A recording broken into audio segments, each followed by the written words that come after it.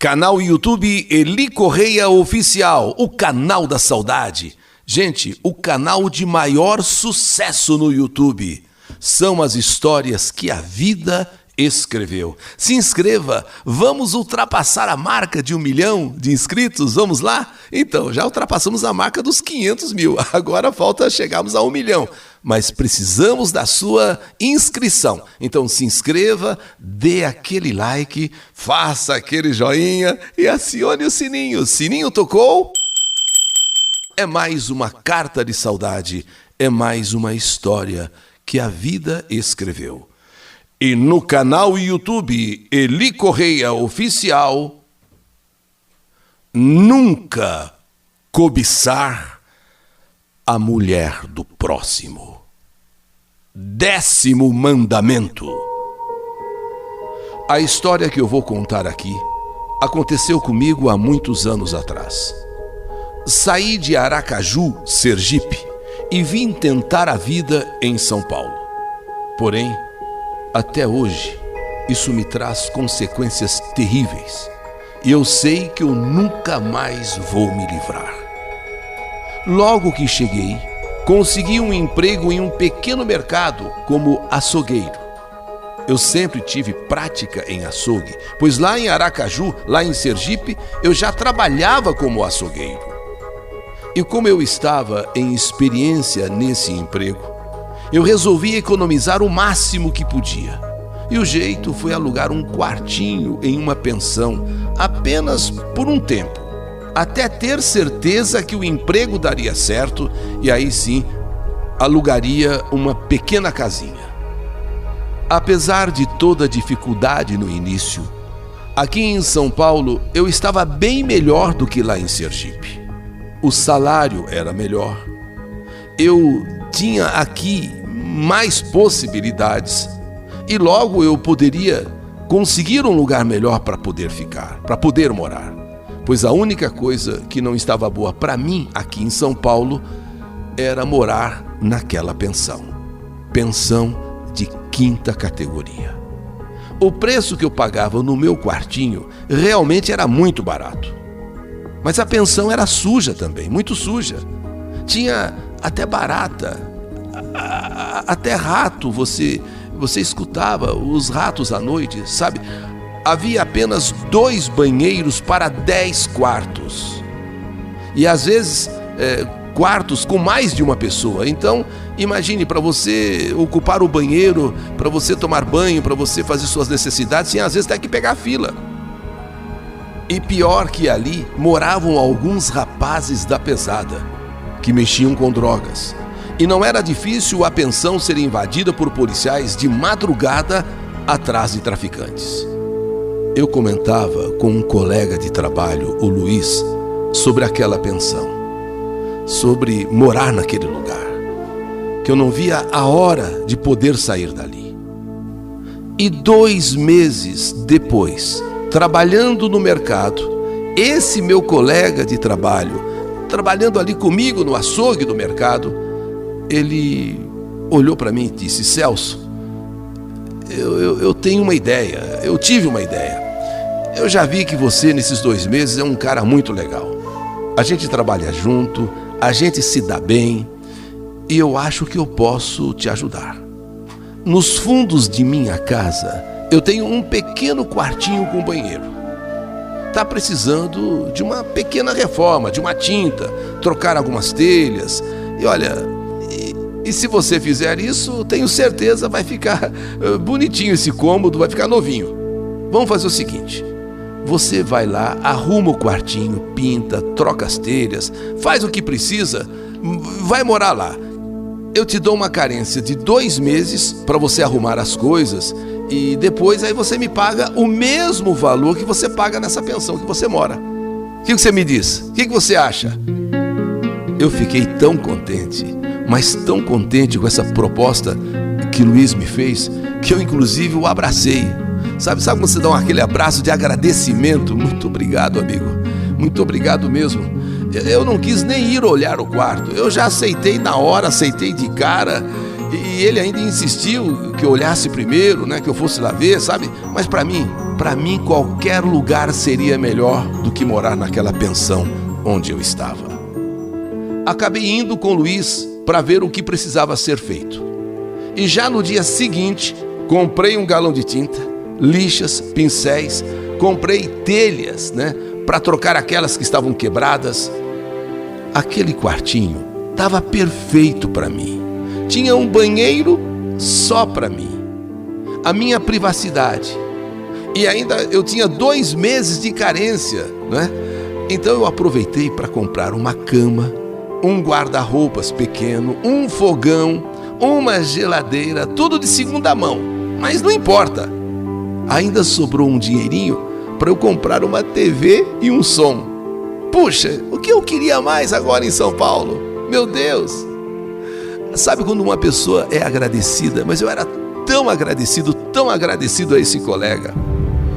Só que foi logo no primeiro dia em que eu comecei a pintar, vamos dizer assim, o meu quartinho, que eu conheci a esposa de Luiz. E a partir daí, tudo começou a acontecer. Eu sabia que ele era casado, eu sabia, mas não havia conhecido ainda a sua esposa. Eu peguei uns dias para dar um trato no quartinho, lá de licença, lá no supermercado, uns 2, 3 dias, mas já no primeiro dia, eu fiquei simplesmente encantado com aquela mulher. Uma morena de tirar o fôlego, uma morena cor jambo, simplesmente maravilhosa, rosto e corpo perfeitos. Quando Luiz me apresentou a ela, eu fiquei até sem graça. Eu andava com roupas bem simples, roupas que eu trouxe lá do Sergipe, lá de Aracaju. Não sou do tipo bonitão também, não sou desse tipo bonitão. Eu fiquei sem graça ao conhecê-la. E foi nesse dia que eu comecei a pecar. A pecar contra as leis de Deus. Contra o 10º mandamento: não cobiçar a mulher do próximo. Pois aquele momento em que eu a conheci, em que ele, Luiz, a apresentou para mim, eu comecei a sentir inveja de Luiz. Inveja justamente por ele ter uma esposa tão linda daquelas, tão maravilhosa, simpática, sorridente, sabe? E bonita demais. Seu nome, Carla. E para completar aquela simpatia, disse que enquanto eu não terminasse de arrumar o meu quartinho, que eu era convidado deles, inclusive para jantar. Aquela mulher linda percebeu que eu era muito tímido, que estava muito envergonhado. E logo começou a puxar assunto comigo para me deixar assim mais à vontade. E acabei pegando uma amizade muito grande, não só com ele, Luiz, meu colega lá de supermercado, de açougue, mas como também com a esposa dele, a Carla. Consegui colocar o meu quartinho todo em ordem. E agora eu já considerava aquele meu quartinho como a minha casa, o meu lar, vamos dizer assim. Em alguns finais de semana, fazíamos churrasco ali no quintal. E Carla, sempre deslumbrante, com um shortinho, às vezes bem curto, mostrando aquelas pernas grossas, torneadas. E às vezes aquele shortinho ficava de um jeito assim, que mostrava o comecinho do bumbum. E a cada dia que passava, eu ficava mais louco quando via aquela mulher. Mulher do meu amigo, mulher do meu colega, aquele que me estendeu a mão. Eu sabia que estava fazendo uma coisa muito feia. Afinal de contas, eu estava cobiçando a mulher alheia, eu estava cobiçando a mulher de um amigo, de uma pessoa que estava me ajudando e muito. Porém, mais que eu tentasse, eu não conseguia tirar aquela mulher da minha cabeça. Sim, Luiz, um cara muito legal. Foi graças a ele que eu consegui sair daquela pensão imunda e agora vivia em um lugar digno, limpo e bem arrumado. Não era justo eu cobiçar a mulher dele. Não era justo, justamente ele que tanto me ajudou. Mas o meu desejo ia muito além do meu caráter, muito além daquilo que eu aprendi em casa, de respeitar não só as coisas alheias, mas a mulher alheia. Mesmo assim, eu nunca faltei com o respeito com Carla, mas dentro de mim era um vulcão em erupção. Nunca deixei ela perceber nada, e muito menos, claro, Luiz. E não aguentando mais aquele desejo incontrolável, eu comecei a pensar em coisas horríveis. E mesmo lá no banheiro do meu quartinho, sozinho, lá no quintal, eu procurava me satisfazer. Eu procurava sozinho ali no meu banheiro, sozinho. Eu procurava fazer amor com Carla sozinho. Eu ali no meu banheiro. E chegava ao prazer, chegava aquela loucura. Para mim só havia um jeito daquela mulher ser minha. Só se Luiz morresse. Só se Luiz não existisse mais. Sim, porque eu não ia dar em cima dela. Eu não iria criar um escândalo ou uma tragédia. Não, nunca, nunca. Justamente de uma pessoa que me ajudou. Mas eu também não me controlava ao ver Carla. E então, dentro de mim, comecei a desejar a morte deste meu amigo. Sabe, eu não vou fazer nada. Eu não vou, assim, com as minhas mãos, não vou fazer nada. E nem vou também desrespeitá-la. Mas eu comecei intimamente. Bem, Carla simplesmente apaixonada pelo marido. E para eu ter uma chance com ela, só se Luiz morresse. Mas eu não iria fazer nada, não iria matar, não, nunca, jamais. Mas o que eu quero deixar bem claro nessa minha história, que mando aqui para o canal YouTube Eli Correia Oficial, é que jamais passou pela minha cabeça cometer um crime ou qualquer ato de violência. Mas não posso negar, não posso deixar de confessar, sem vergonha alguma, que eu passei a desejar não só a mulher de Luiz, como a sua própria morte. Que ele fosse atropelado, que viesse uma doença, sei lá, acontecesse alguma coisa, de repente, Deus me livre e guarde, um infarto. Eu não desejava nada mais a não ser que ele morresse de modo natural, sabe, para que eu pudesse ter uma chance com Carla. À noite, antes de dormir, eu me pegava rezando, pedindo a Deus para tirar Luiz do meu caminho. Mas como pedir a Deus? Deus jamais atenderia um pedido desses, jamais, jamais. Então não havia como rezar a Deus. Eu passei a pedir ao próprio Satanás, ao próprio demo, que fizesse naturalmente esse serviço.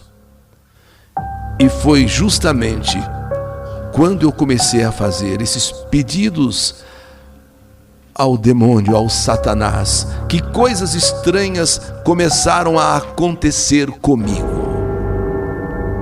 De madrugada, eu chegava a ver em meus sonhos aquela mulher que eu tanto desejava entrando no meu quartinho, linda, com aqueles shorts que eu havia nos finais de semana, com aquelas blusas. Ela se aproximava de mim, começava a me beijar ardentemente e começava a se despir. Mas assim que isso acontecia, era como se o meu corpo começasse a pegar fogo, como se eu estivesse no próprio inferno. Mas fogo mesmo, sabe? Literalmente falando, eu sentia como se estivesse dentro de uma fogueira, dentro do próprio inferno, e acordava assustado, acordava transpirando. Ai, sabe, essa minha obsessão por Carla foi se tornando tão doentia que eu já não ligava mais para nenhum tipo de conduta.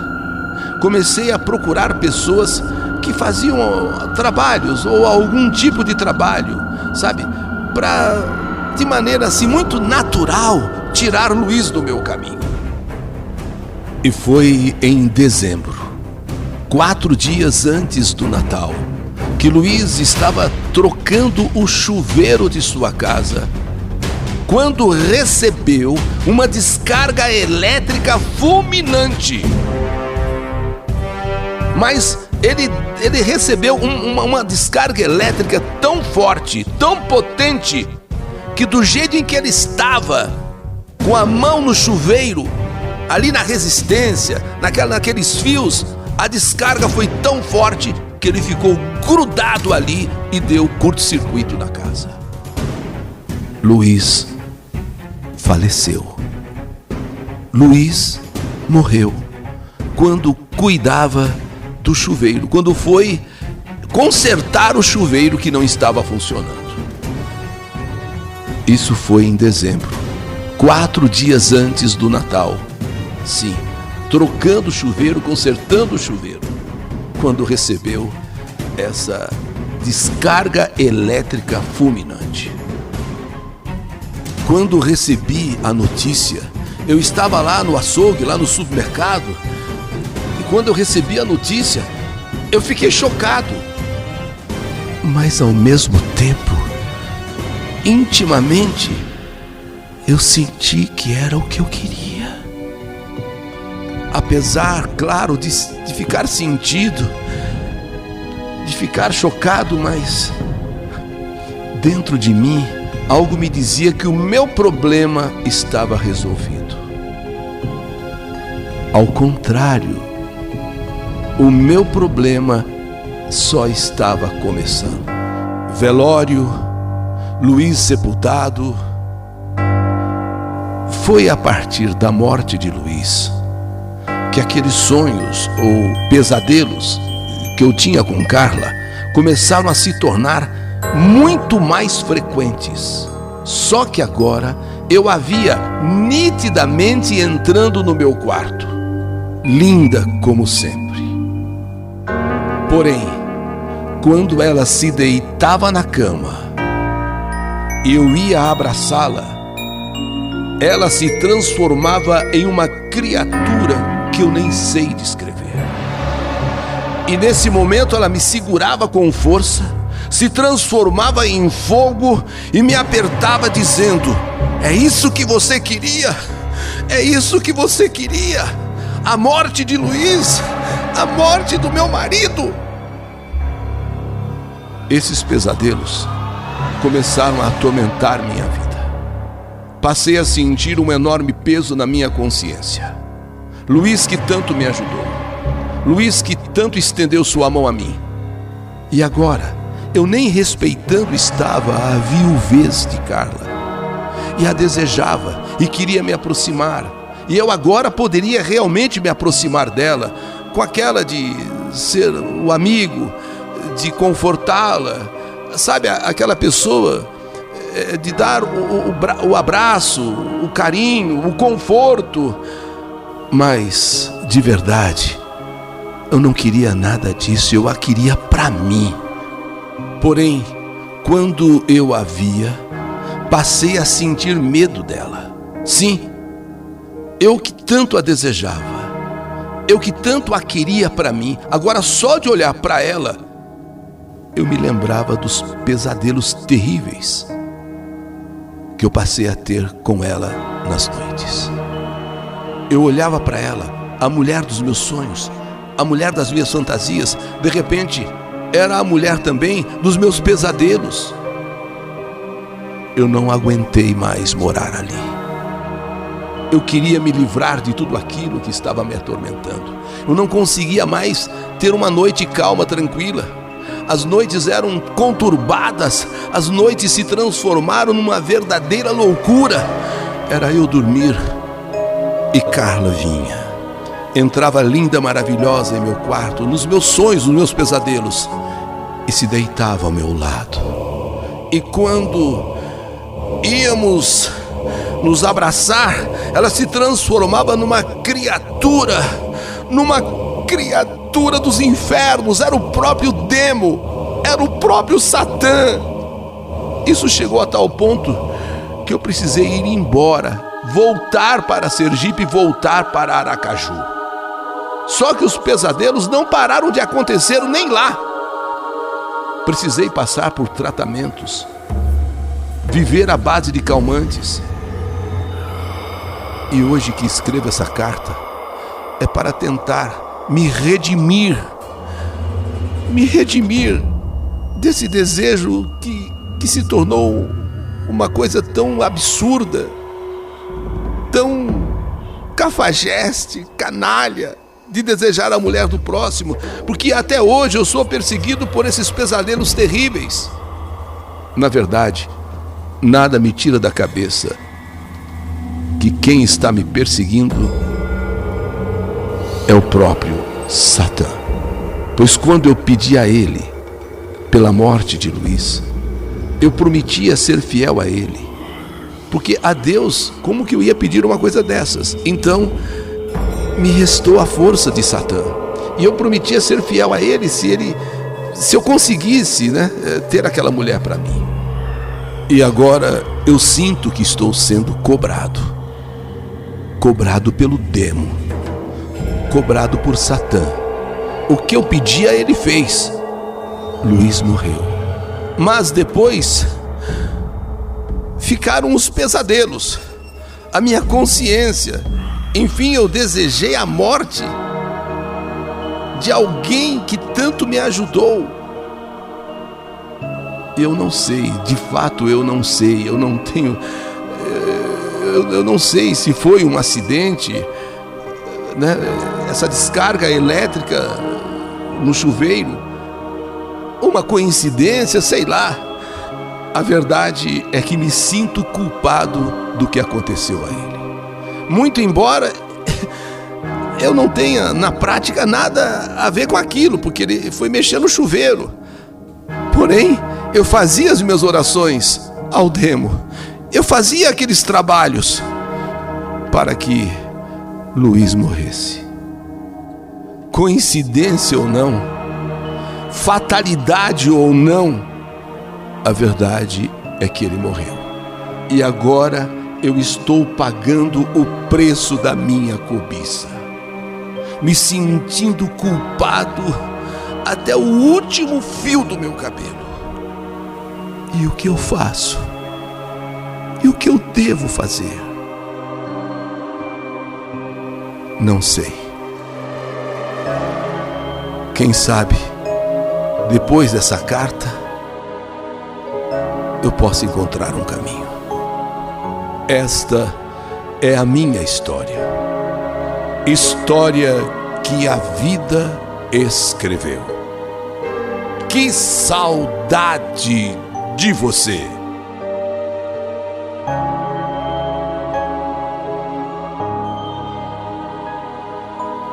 Nunca cobiçar a mulher do próximo.